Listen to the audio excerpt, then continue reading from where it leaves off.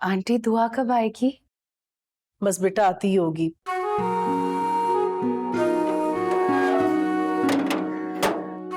लो, नाम लिया और वो आ गई।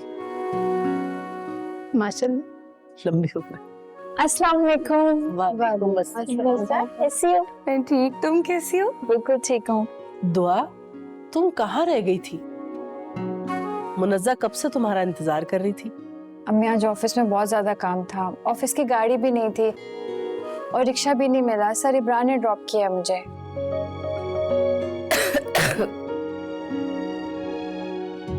क्या हुआ, गला ज्यादा नहीं खराब हो गया तुम्हारा?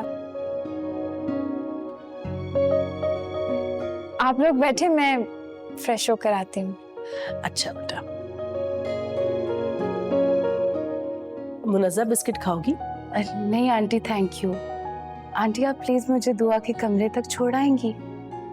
क्यों नहीं, इन दोनों की खास बातें होंगी ना नसरीन बहन।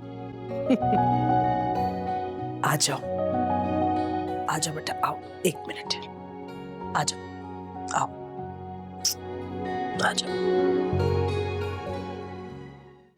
आन रिश्तों की पहचान। Do not forget to subscribe Aan TV's YouTube channel for more entertainment.